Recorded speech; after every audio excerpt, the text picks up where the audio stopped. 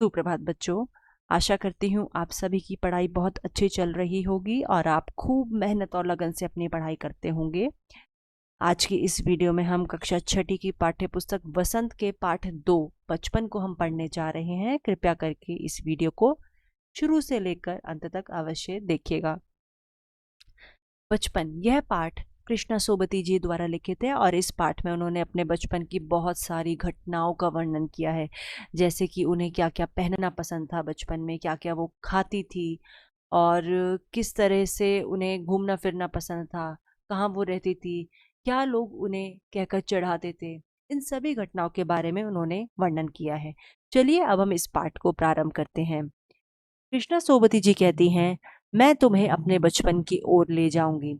मैं तुमसे कुछ इतनी बड़ी हूँ कि तुम्हारी दादी भी हो सकती हूँ, तुम्हारी नानी भी, बड़ी बुआ भी, बड़ी मौसी भी। परिवार में मुझे सभी लोग जीजी कहकर ही पुकारते हैं। हाँ, मैं इन दिनों कुछ बड़ा बड़ा यानी उम्र में सयाना महसूस करने लगी हूँ। शायद इसलिए कि पिछली शताब्दी में पैदा हुई थी। मेरे पहनने ओढ़ने में भी काफी बदलाव आए हैं। पहले मैं रंग बिरंगे कपड़े पहनती रही हूँ, नीला, जामुनी, ग्रे, काला, चॉकलेटी। अब मन कुछ ऐसा करता है कि सफेद पहनो, गहरे नहीं, हल्के रंग।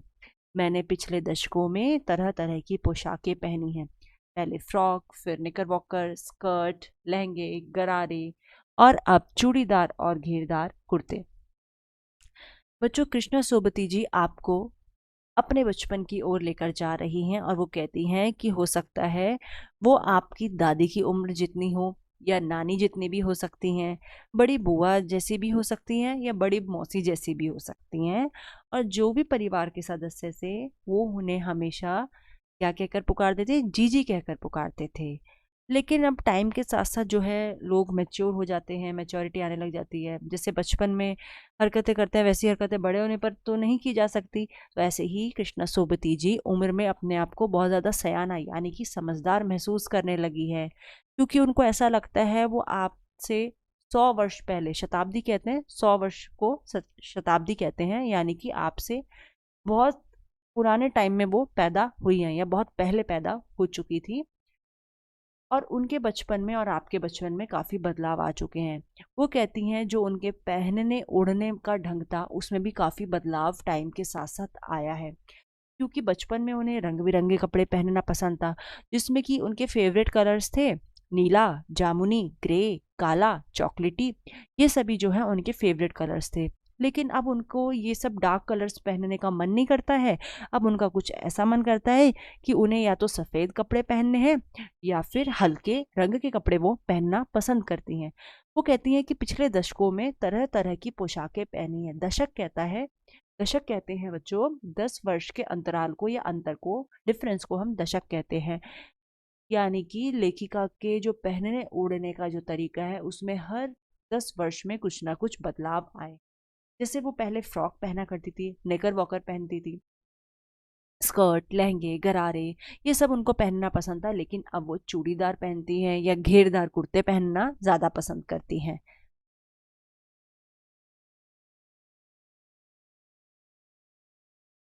बचपन के कुछ फ्रॉक तो मुझे अब तक याद हैं। हल्की नीली और पीली धारी वाला फ्रॉक, गोल कॉलर और बाजू पर भी गोल कफ।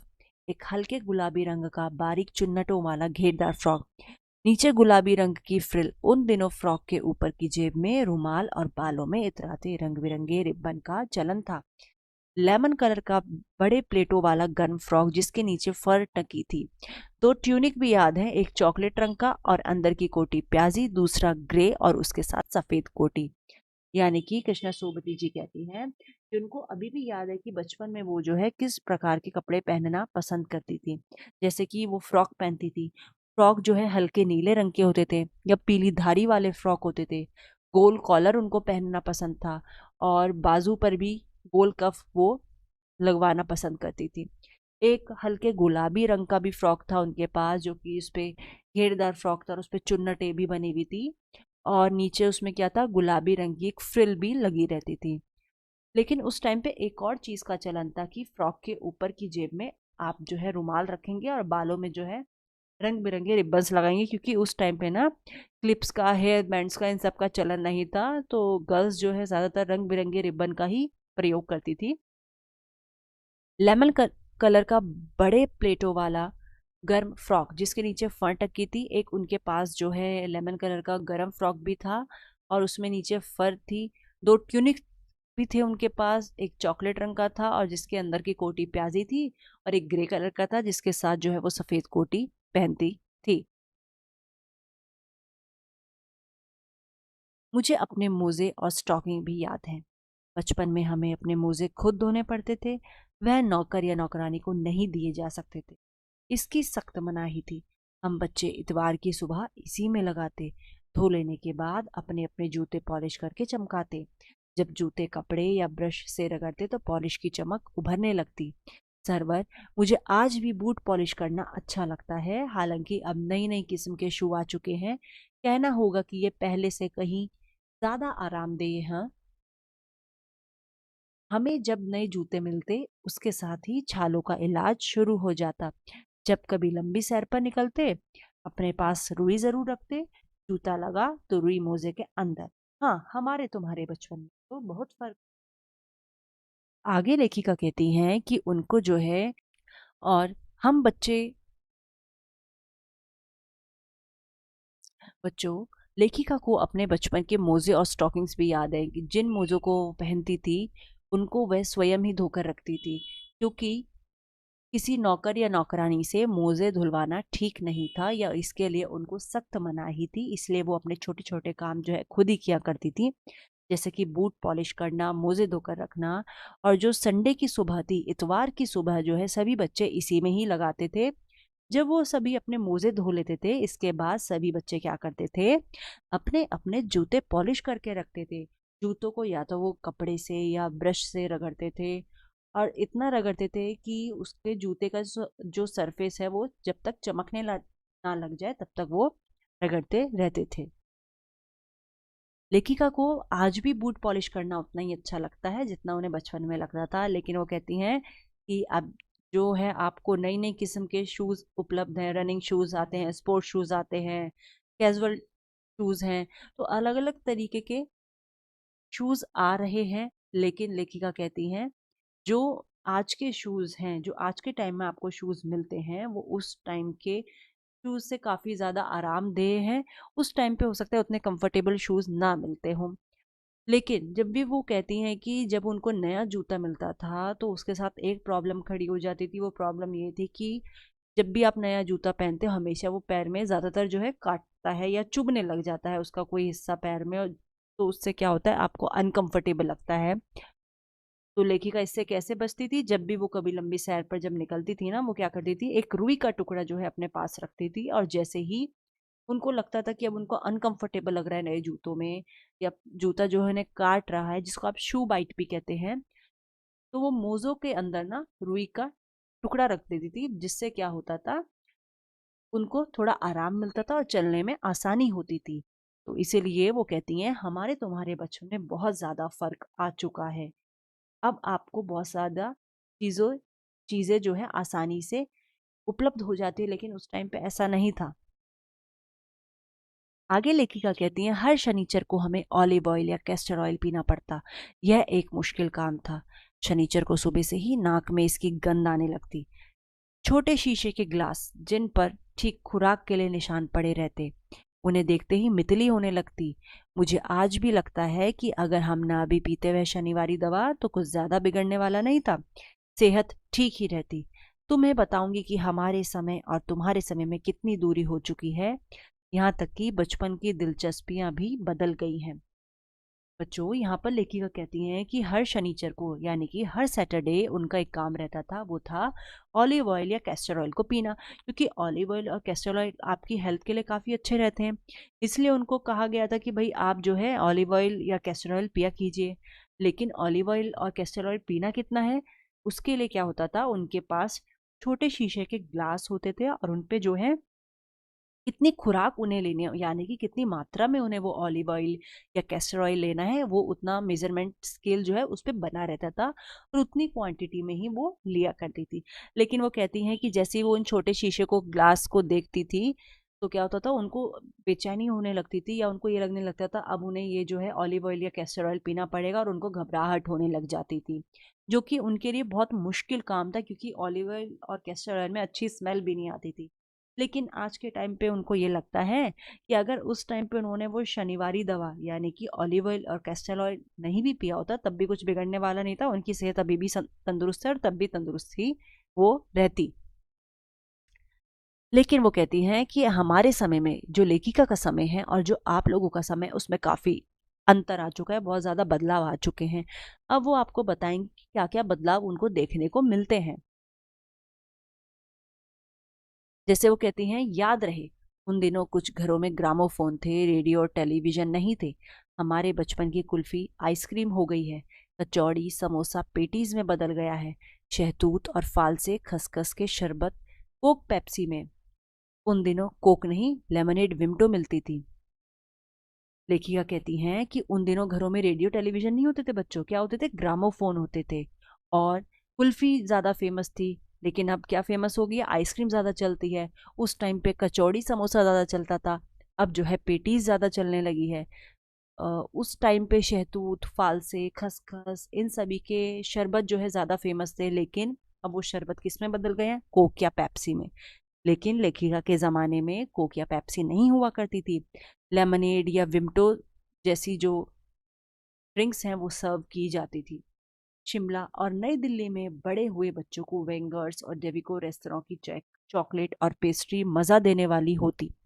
हम भाई बहनों की ड्यूटी लगती शिमला मॉल से ब्राउन ब्रेड लाने की। अब लेखिका बताती हैं कि शिमला में किस प्रकार से उनका बचपन जो है व्यतीत हुआ था।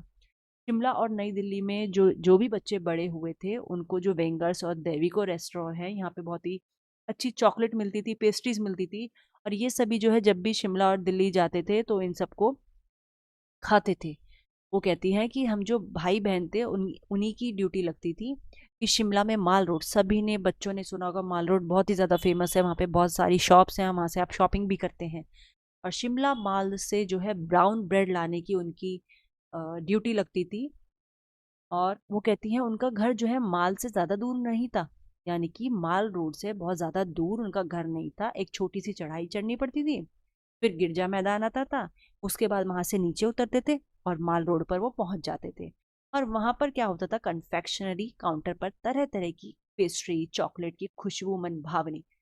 जब वो वहाँ पे माल रोड पर पहुँचते थे तो वहाँ पर क्या होता था, एक कन्फेक्शनरी काउंटर था जहाँ पे पेस्ट्रीज मिलती थी, चॉकलेट्स मिलती थी और उनकी खुशबू जो है ऐसा लगता था जिससे उनके मन को बहुत अच्छी लग रही।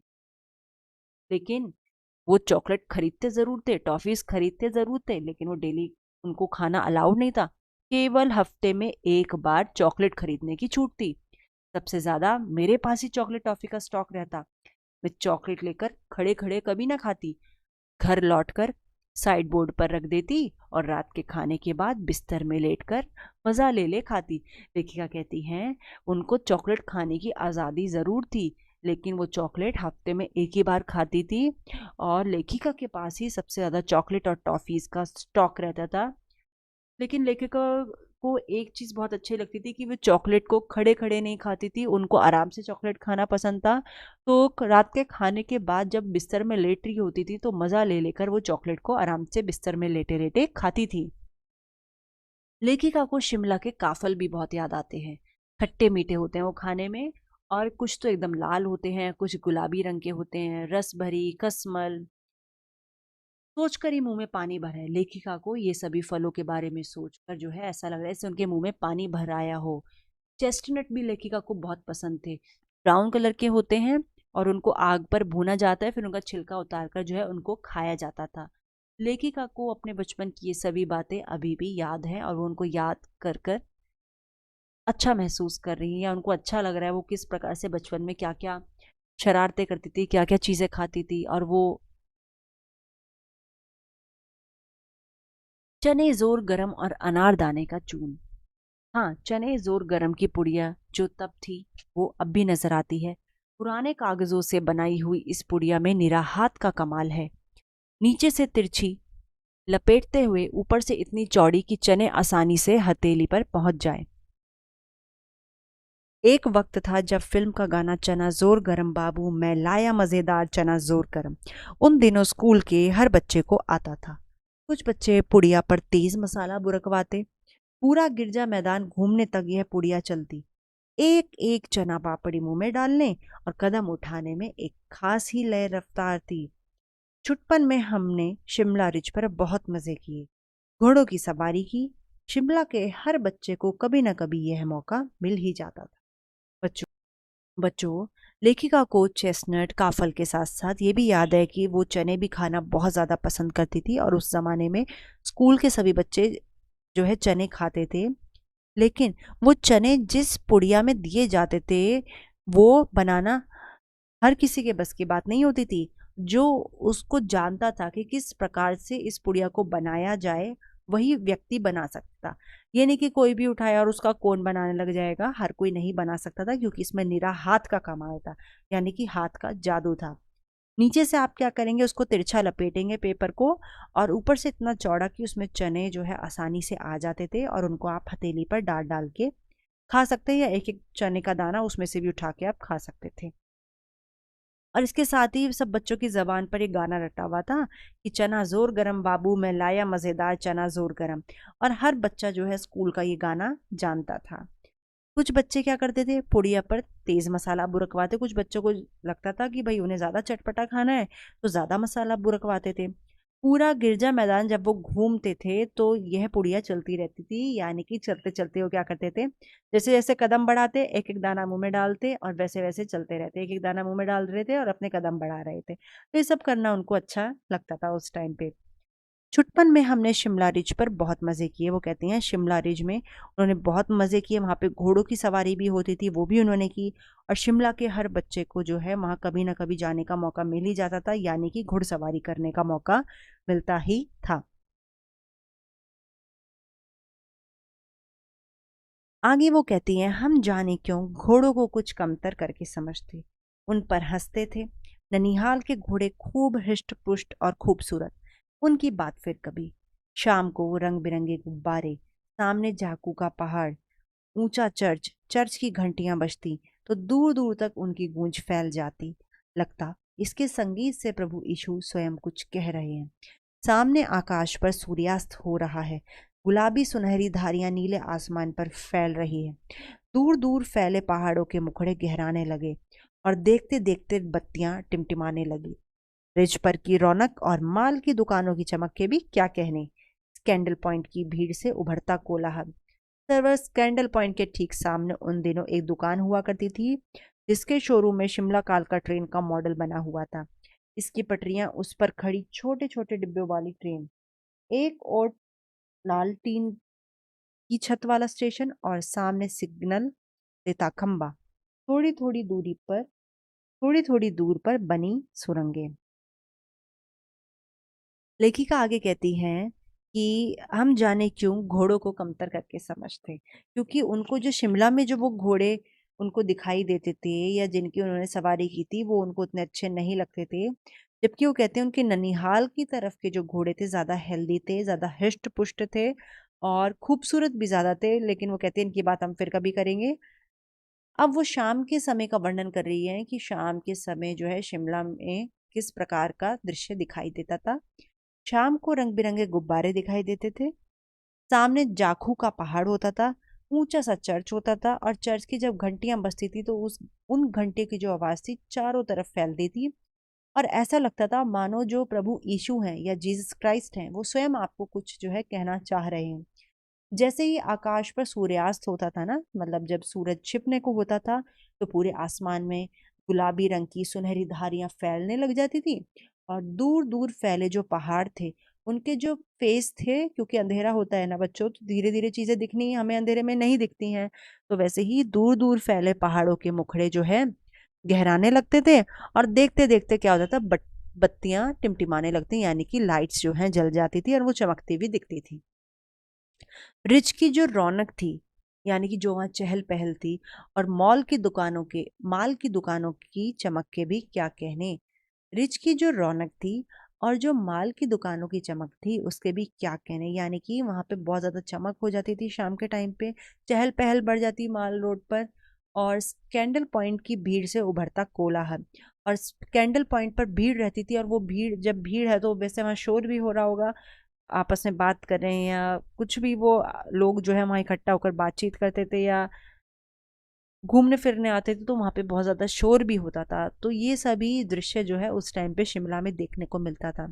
लेकिन वहीं स्कैंडल पॉइंट जहाँ था उसके ठीक सामने ना एक दुकान हुआ करती थी उस टाइम पे, और उसके शोरूम में ना शिमला कालका ट्रेन का एक मॉडल था। पटरियाँ थी, और उस पर क्या होता था, ये ट्रेन होती थी और छोटे-छोटे डिब्बों वाली ट्रेन थी। एक और क्या होता था, लाल टीन की छत वाला स्टेशन और सामने सिग्नल देता खंबा। यानी कि एक तरफ तो उसका रेलवे स्टेशन होता था जिसकी लाल टीन की छत होती थी, और थोड़ी थोड़ी दूरी पर जो है वहां पे सुरंगें भी बनी होती थी, यानी कि टनल्स भी बनी होती थी, और सिग्नल देने वाला जो है खंबा होता था शायद। पिछली सदी में तेज रफ्तार वाली गाड़ी वही थी। कभी कभी हवाई जहाज भी देखने को मिलते। दिल्ली में जब भी उनकी आवाज आती बच्चे उन्हें देखने बाहर दौड़ते। दिखता एक भारी भरकम पक्षी उड़ा जा रहा है पंख फैलाकर, यह देखो, और वह गायब। उसकी स्पीड ही इतनी तेज लगती। हाँ, गाड़ी के मॉडल वाली दुकान के साथ एक और ऐसी दुकान थी जो मुझे कभी नहीं भूलती। यह वह दुकान थी जहाँ मेरा पहला चश्मा बना था। वहाँ आंखों के डॉक्टर अंग्रेज थे। बच्चों, लेखिका कहती हैं कि जो पिछली सदी थी, यानी कि पिछले वर्षों में जो सबसे तेज दौड़ने वाली गाड़ी थी वो थी शिमला कालका ट्रेन ही थी। और वो आगे कहती हैं कि कभी-कभी उनको क्या होता है, हवाई जहाज़ भी देखने को मिल जाते हैं। जब दिल्ली में वो होते थे तो जैसे ही दिल्ली में हवाई जहाज़ की आवाज़ आती थी तो सभी बच्चे जो है हवाई जहाज़ को देखने के लिए दौड़ पड़ते थे। लेकिन वो ऐसा लगता था हवाई जहाज़ देखने में जैसे कोई भारी भरकम पक्षी उड़ रहा है और अपने पंखों को फैलाकर उड़ रहा है। जैसे ही वो उस पक्षी को देखते थे और वो गायब हो जाता था। उसकी स्पीड इतनी तेज़ थी, मतलब लेखिका कहती हैं वो इतनी स्पीड में पक्षी जाता था कि जैसे हम उसको देखते थे और वो गायब हो जाता था, और वो लोग जो है हवाई जहाज़ को एक पक्षी के रूप में देखते हैं। हाँ, गाड़ी के मॉडल वाली दुकान के साथ, यानी कि जहाँ गाड़ी के मॉडल वाली दुकान थी उसके साथ जो है एक दुकान और थी जो थी उनके आँखों के डॉक्टर की दुकान थी, जो कि डॉक्टर अंग्रेज़ था, और यहीं पर ही जो है उनका पहला चश्मा बना था। जिसे वो आज तक भी भूल नहीं पाई हैं, क्योंकि उस टाइम पे शुरू-शुरू में चश्मा लगाना बड़ा अटपटा लगा। जब उन लेखिका को पहली-पहली बार चश्मा लगा था तो उनको थोड़ा अजीब लगता था। छोटे-बड़े मेरे चेहरे की ओर देखते और कहते आँखों में कुछ तकलीफ़ है।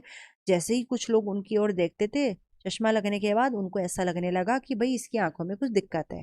इस उम्र में ऐनक।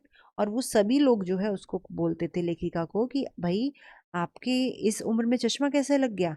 लगता है तुम दूध नहीं पीते हो, यानी कि दूध पिया करो। और वो लोग उन्हें सलाह देते थे लेखिका को कि आप दूध पिया कीजिए।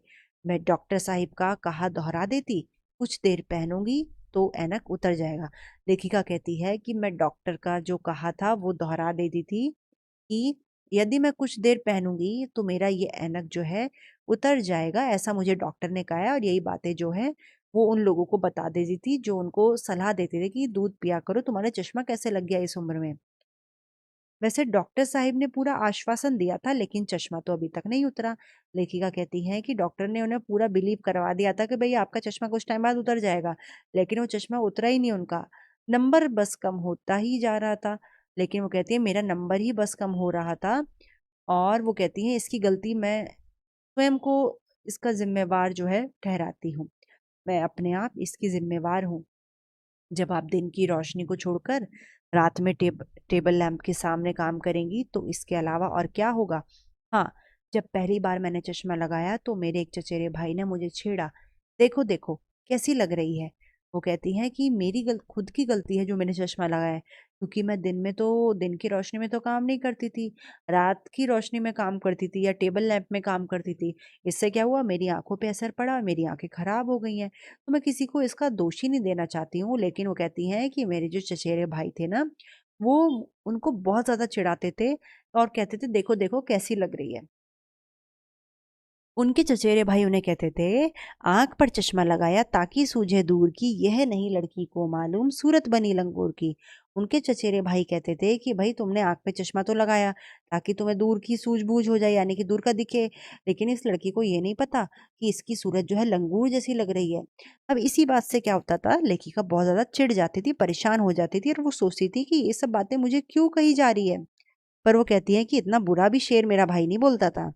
अब क्या हुआ, जब वो चाय पीकर चले जाते थे तो वो लेखिका क्या करती हैं, अपने कमरे में जाती हैं और शीशे के सामने खड़ी हो जाती थी। कई बार अपने को देखा, वो क्या करती थी, कई बार अपने को देखती थी, ऐनक उतारी फिर पहनी, यानी कि वो ऐनक को उतारती थी फिर पहनती थी फिर उतारती थी और देखती रही, यानी कि पहनती थी फिर उतारती थी फिर पहनती थी फिर उतारी, और जब उन्होंने उतारी तो उसके बाद वो स्वयं को देख रही थी और इमेजिन कर रही थी, यानी कि ऐसा कल्पना कर रही थी कि सूरत बनी लंगूर की, यानी कि उनकी सूरत जो है सच में लंगूर की तरह दिखती है। नहीं नहीं, और वो खुद ही उत्तर भी कर रही है खुद को कि नहीं नहीं, फिर कहती है हाँ हाँ हाँ। फिर इसी बात को वो सोचती विचारती रहती हैं। आगे वो कहती हैं, मैंने अपने छोटे भाई का टोपा उठाकर सिर पर रखा, कुछ अजीब लगा। एक दिन क्या हुआ, लेखिका ने अपने छोटे भाई का टोपा उठाया और सिर पर रख लिया। उनको थोड़ा अजीब लगा, थोड़ा अच्छा भी लग रहा था, थोड़ा उनको मजाकिया भी लगा, मतलब थोड़ा ऐसा लगा कि भाई किसी ने कोई मजाक किया हो। तब की बात थी, अब तो चेहरे के साथ घुल मिल गया है चश्मा। लेखिका कहती हैं ये उस टाइम की बात थी जब उनके नया नया चश्मा लगा था, तभी उन्हें अजीब लगता था, लेकिन जब उन्होंने वो चश्मा पहनना शुरू कर दिया तो उनकी आंखों के साथ जो है वो चश्मा घुल मिल गया, यानी कि उनको आदत हो गई थी अब चश्मे के साथ देखने की खुद को। अब उनकी वो कंडीशन हो गई थी बच्चों कि जब कभी वो चश्मा उतारती थी, जब कभी उतरा हुआ होता है तो चेहरा खाली खाली लगने लगता है, यानी कि जब वो चश्मा उतार देती थी कभी कभार तो उनका फेस जो है खाली खाली लगने लगता था। लेखिका को याद आ जाता है वह टोपा, काली फ्रेम का चश्मा और लंगूर की सूरत वाली सभी बातें, उनको ये सब याद आती हैं। वो कहती हैं, हाँ, इन दिनों शिमला में मैं सिर पर टोपी लगाना पसंद करती हूँ। मैंने कई रंगों की जमा कर ली है, क्योंकि लेखिका को शिमला में जब वो होती थी तो वो टोपी लगाना पसंद करती थी, और वो कहती हैं उनके पास जो है अलग अलग रंगों की टोपियां हैं, कहाँ दुपट्टों का उड़ना और कहाँ सहज सह सुबीते वाली हिमाचली टोपियाँ, मतलब वो कहती है कहाँ तो दुपट्टों का ओढ़ना और कहाँ सरलता से पहने जाने वाली हिमाचली टोपियाँ। क्योंकि आपने देखा होगा अगर आप दुपट्टे को ओढ़ते हैं तो आपको उसे बार बार संभालना भी पड़ सकता है, थोड़ा हो सकता है कुछ लोगों को अनईजी भी लगता हो, लेकिन टोपी जो है एक बार पहनी और उसमें कुछ अनईजी फील नहीं होता है। और अपने बचपन को वो आज याद कर रही हैं और उनको वो सारी चीज़ें याद हैं, किस तरीके के कपड़े वो पहनती थी, क्या क्या खाती थी, किस तरीके से वो शिमला में घूमती थी, माल रोड पर जाती थी। उनको वो शिमला कालका ट्रेन का मॉडल भी याद है। उनको ये भी याद है उनके फर्स्ट टाइम चश्मा लगा तो किस प्रकार से लोग उनका मजाक उड़ाते थे। ये सभी उन्हें बचपन की बातें आज याद